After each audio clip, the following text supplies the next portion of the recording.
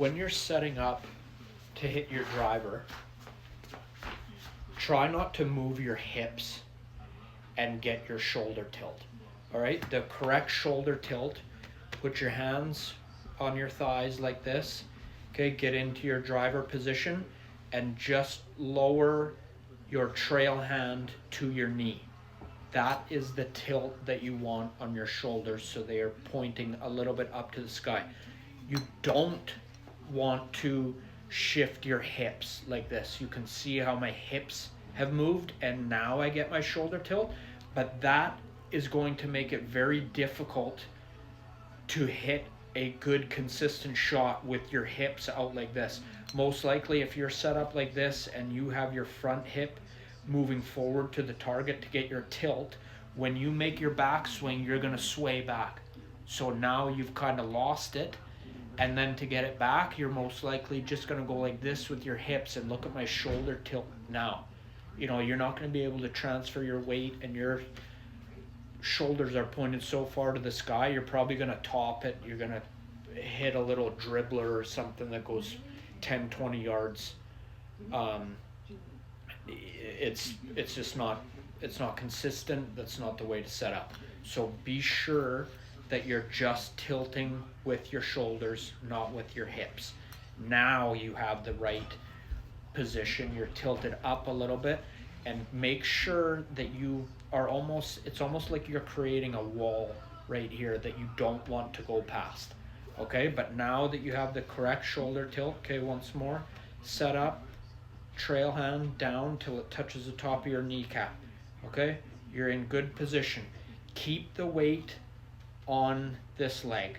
Yes, I understand that if you load up this back leg, you're going to get more speed and power, but let's go for consistency first, and then you can start to build that up and start using the ground to push off of to gain your more power and speed to get more distance.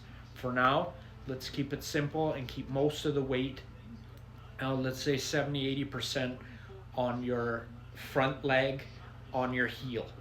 Okay, so once again, we get set up, trail hand down to the kneecap. Okay, grip your club on your backswing. Now that your weight is all on your on your lead leg, you're not going to worry about swaying. You're staying here. Same thing, your arms are together. Okay, and drop your hands, and as soon as your hands with the driver drop down to your back pocket, you want to start releasing the club right away so that you can get the driver face around, square, and hitting up on the ball.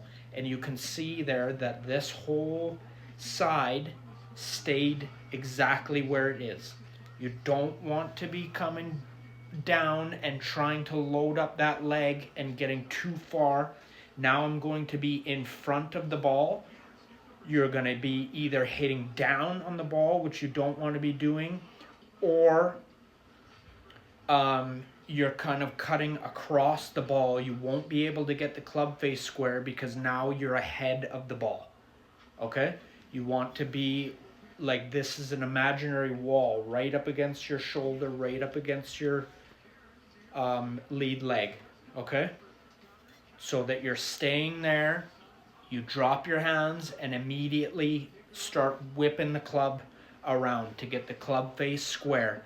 Your wall is created here. Now you're going to be hitting up on the ball, okay, and you're getting the club face around square.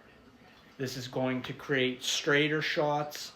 You know, if you make a little mistake, it's going to be a baby fade, and it's going to be playable instead of hitting, you know, the biggest slice that you've ever seen and out of bounds or topping the ball. It's going to limit your mistakes.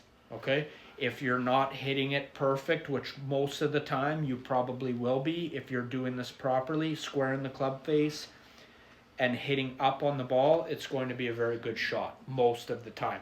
Like I say, if it's a mistake, it should be a baby fade. If it's a little bit more, it will still be playable. You don't have to, you know, aim way left or way right and because you're playing your huge slice because you're not getting consistent contact. You're probably leaving the club face open. Okay, so let's focus on that. Be getting around, hitting up on the ball, and getting the club face square. The driver, you need to release it way earlier than your irons. Okay, it's got to be hands down. Now you're releasing the club to come around and get square on the ball and hitting up on it. All right, you're releasing it way back here. All right, that's going to help you hit more consistent shots, keeping it playable and allowing you to feel more comfortable using the driver, not just eliminating it because you've hit 2 or 3 bad tee shots. Let's get consistent with the driver, let's get the long club going, and let's lower our scores.